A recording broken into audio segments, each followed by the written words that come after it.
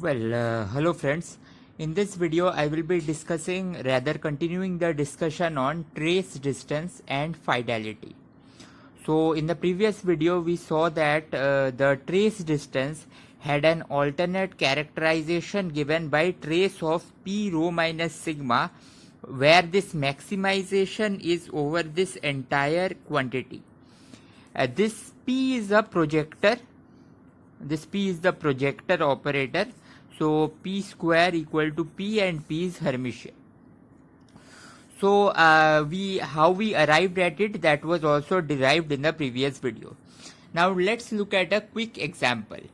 So this is a quantum operation that is very well known. It is the depolarizing quantum operation, where with a probability of p I get the maximally mixed state, and with the probability 1 minus p we get the normal density matrix. It means that the density matrix is preserved with a probability 1 minus p here. Then the trace distance between these two quantities, rho and sigma, is given by trace of, so you see here we have an characterization of trace distance where the maximum is taken over all the projectors. Now let Pmax be such a projector such that this entire quantity under the trace along with the trace is actually the maximized quantity. So in other words, I have just removed the max here by saying that, well, the maximum thing is acting over the trace, inside the trace. So with this formalism of Pmax here, so d of the trace distance between the after the quantum operation over rho and sigma can be written in precisely this form, where I have used the fact that this E of rho is written in this fashion, and rho minus sigma will cancel out this identity by 2 and I will get this and the linearity of this projector operation. So this operator is linear. And now from here, from this line to the next line, we see that the quantity inside this entire quantity that we see, it is almost similar to the trace distance, but this Pmax is a different Pmax. So the Pmax that will come from d of rho comma sigma and the Pmax that comes from d of epsilon rho and epsilon sigma are different maximum projector operator. So that's why we get a greater than equal to sign here. And then this can be said to be strictly less than this. So the point of the matter is, the main point is that if there exists such a map such that this thing is strictly less than this, so it is strictly contractive map. This is called strictly contractive map. Now, like that, several other examples exist, but the most important way is how to proceed with this example is to simply use this formalism, this Pmax formalism of the trace distance. Now let's come to the topic of fidelity. Fidelity is a second classification of understanding the distance between two density matrices. So given two density matrices rho and sigma, that is they are positive semi-definite trace equal to 1 matrix, the fidelity is defined in this precise formulation that you see, where rho power half is simply the fact that you perform a spectral value decomposition of rho and then take the half, take the square root of the eigenvalues that you get after the spectral value decomposition. So now if rho and sigma are diagonal in the same basis, if they are diagonal, then it means, by the very fact that they are diagonal, it means that they can be written in this and this formulation with different spectral values or the eigenvalues. So also if rho and sigma are diagonal, then we get this, and then you see this entire product of three terms that you see here is essentially finally a diagonal matrix. And square root of a diagonal matrix is just the square root of the diagonal values of that matrix. And then trace is just summation over those values. That gives us the fact that f of rho comma sigma, if the rho and sigma commutes or they are diagonalizable in the same basis, then we get this as the fidelity formula. So now let's see.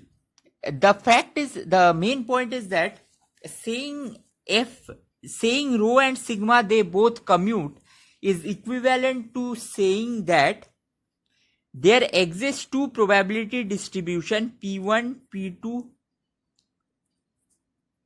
Pn and Q1, Q2, Qn, and then what is the fidelity between them? You can just think of these probability distribution as density matrices, and then the fidelity between them is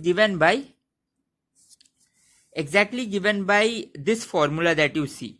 So the fidelity between them will be summation over I. So summation over I square root of Pi square root of Qi, I equal to 1 to n. So this is the fidelity when the probabilities are classical. And so now you can see that if you have, this is the fidelity. Now if these are the probability values, the diagonal entries can be thought of as the probability values. They satisfy this completeness relation here. So this relation can be written in this form, and then you see that this root over lambda I, these all are points on a unit sphere or the hypersphere of the dimension of the system that we are considering. And hence the fidelity is nothing but a dot product of these two vectors in the hypersphere. So that's what I have written here, that lambda I, they lie in the hypersphere. So now let's move on. So we have made a classification of fidelity with a dot product intuition, but this is valid only for states which are classical, that is the states which commute with each other. Now let's move on to the next point. It is regarding the fidelity definition of pure state. So if you have f of psi, which is equivalently to saying that this thing is true, so this part here is a pure state because rho square is equal to rho. That is the simple check of a pure state. And then the fidelity formalism will simply reduce to a normal inner product formalism. So that's why the fidelity is a very intuitively good, very good, distance measuring formalism, but fidelity is not a metric. We have to modify the definition of fidelity using the Ullmann's theorem for making fidelity into a metric. So next let's look at the formulation of Ullmann's theorem. So up till here, one of the most important point is understanding the fact that the fidelity can be recognized as vectors in the hypersphere and the dot product of those vectors. And now let's move on. So let's look at the definition or the condition of Ullmann's theorem. So Ullmann's theorem, there is a Ullmann's theorem for majorization also. So this is Ullmann's theorem for fidelity. It says that given any system, given any density matrix of the system rho S, you can always make a spectral value decomposition, and then you can purify your state. So the purification of the state means that your system need not be rho square equal to rho. It can be an impure state, and you have to change it to a purified form. So the purified form is this entire thing. So there is a system, there is a state psi which belongs to the system and the ancilla are, and this is written in this fashion where these are the orthonormal bases. So this formalism of writing your psi and then finally understanding the fact that psi SR psi trace out R part will give you just rho of the system. So this is called the purification of rho S onto psi SR using an ancilla R. So once you purify whatever state you have, Ullmann's theorem states that the fidelity between two states, whether they are pure or impure, is given by the maximum value of the inner product of the purified version of the states. So now you see, Ullmann's theorem has given us a completely geometric way of understanding the relation between, or the closeness or distinction between, two quantum states. You take your quantum states and you form your purification, and then you just take the inner product. But the exact problem is that whenever you perform a spectral value decomposition, you know the spectral eigenvectors. So these are those spectral eigenvectors. But this orthonormal basis of the ancilla is completely up to your choice, up to unitary is arbitrary. So there is a unitary freedom over this orthonormal set of basis vector. And that's the reason why we take a maximum value here, because intuitively the fidelity must be a fixed quantity and not change whether you choose a different basis connected by a unitary. So that's all for the fidelity formalism. So I still have a few comments to make. So the first thing is that I think it's clear that suppose you look at those qubit states. So this is your Bloch sphere.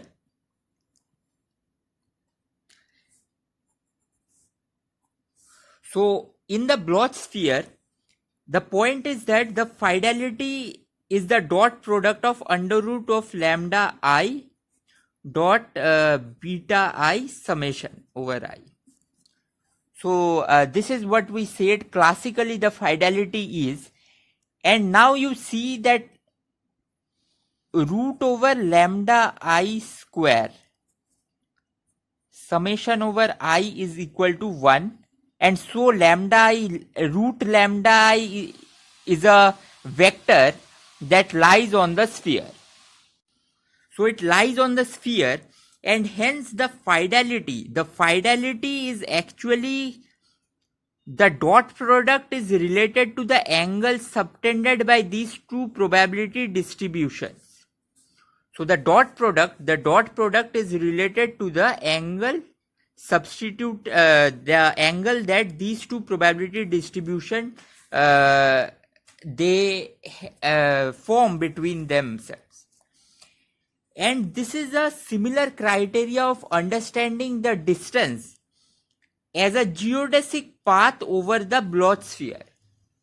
So if you take 2 points over a sphere, you can have the normal Euclidean distance between them, or you can have the geodesic distance between them. So the fidelity actually captures the geodesic distance between these points of sphere. But this is only true for pure states or the classical states. Now the next argument that I want to give is that how can we make fidelity into a metric? So fidelity can be made into a metric by realizing a very simple fact. The fact is that fidelity of rho comma sigma can be written as norm of psi and phi. where these are the purified form of the rho and sigma. Now you define A of rho comma sigma, and this is the maximum value. So there, this entire thing is the maximum value. So now you define this as cos inverse of norm of psi phi. So this quantity that you see here with the cos inverse here, this quantity here is a metric. It is a true metric and a true distance measuring formalism. So it follows triangular inequality and everything, which can easily be seen by considering the geometry of the sphere and the addition of angle properties. So this is the important way in which fidelity can be made into a metric. And that's all for this video. In the next video, I will be giving the comparison between fidelity and the trace distance. So we must remember this formula of fidelity that we see. So that's all for this video.